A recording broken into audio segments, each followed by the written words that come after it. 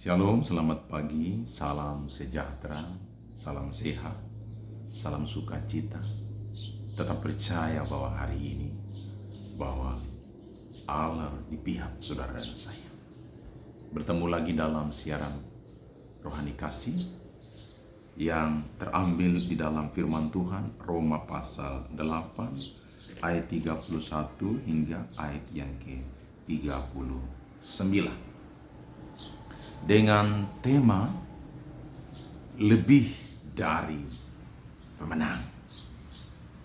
Nah, Bapak Ibu Saudara, setiap orang ingin untuk mengalami kemenangan. Kemenangan dari setiap pergumulan yang ada. Entah itu sakit penyakit, entah itu kekurangan, entah itu sedang mengalami kelemahan, entah sedang mengalami pergumulan yang berat.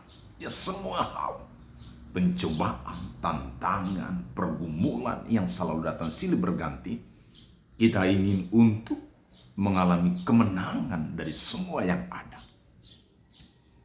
Namun sesungguhnya Bapak Ibu Saudara, Anda adalah orang-orang yang sudah mengalami kemenangan itu.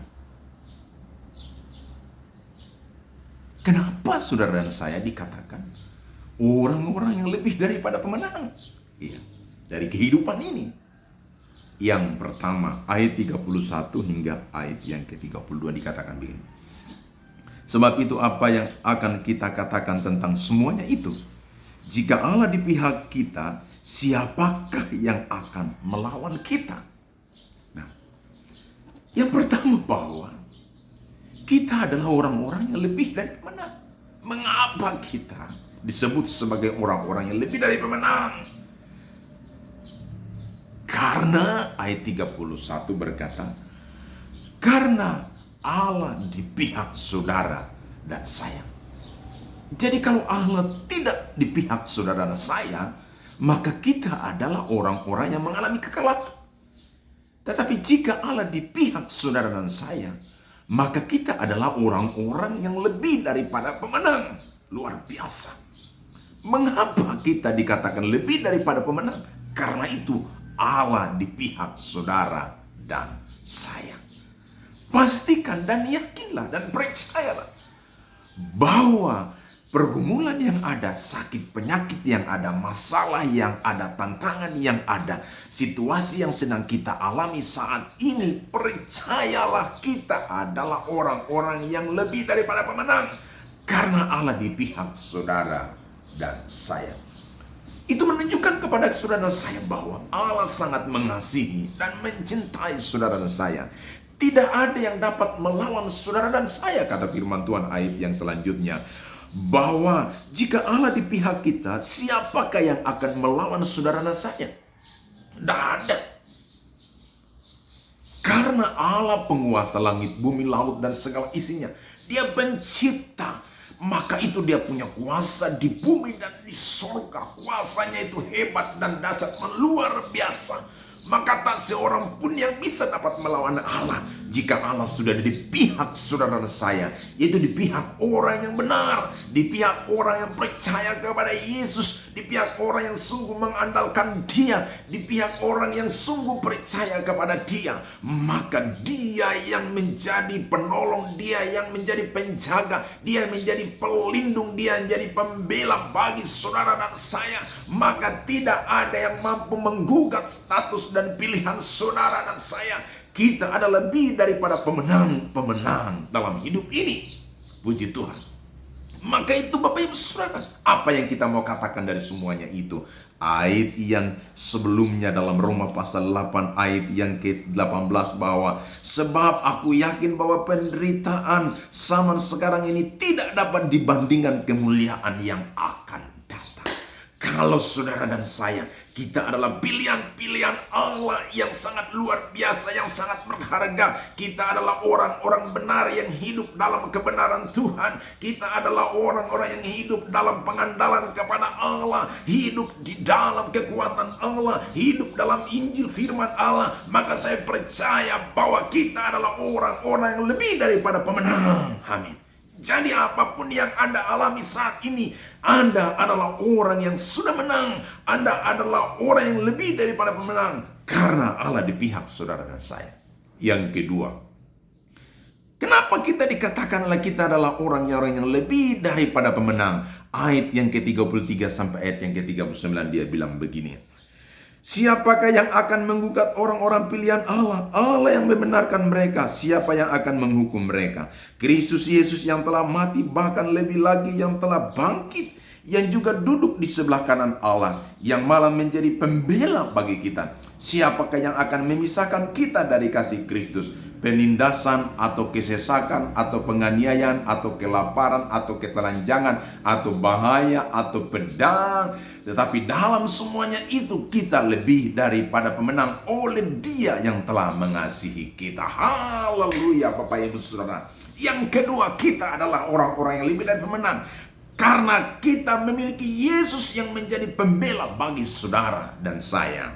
Pastikan bahwa jika Anda punya Yesus sebagai Tuhan dan Juru Selamat, maka Dia yang menjadi pembela bagi saudara dan saya.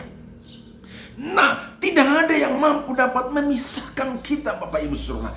Jika Anda punya Yesus, jika Anda percaya Yesus, jika Anda mengasihi Yesus, jika Anda sungguh hidup dalam pengandalan kepada Yesus, situasi boleh datang, keadaan boleh datang seperti kata firman Tuhan dikatakan, kesesakan atau penganiayaan atau ketelaparan atau ketelanjangan atau bahaya atau pedang, semua hal yang kita alami itu tidak akan pernah menggugat, tidak akan pernah membatasi, tidak akan pernah menghilangkan kasih Allah dalam Yesus Kristus dalam hati kita, karena kita punya Yesus yang menjadi Tuhan dan Juru Selamat hidup kita, dan tidak ada yang dapat memisahkan kasih Allah dalam hidup saudara dan saya, karena kita punya Yesus yang luar biasa. Maka itu pastikan Bapak Ibu Saudara, jika Anda punya Yesus, semua hal yang Anda alami, semua hal yang Anda rasakan, sebagaimana di ayat yang ke-34 hingga ayat 35 itu, bahwa semua hal itu boleh datang, tapi kasih Allah dalam hidup kita tetap mantap, tetap luar biasa, tetap sukacita,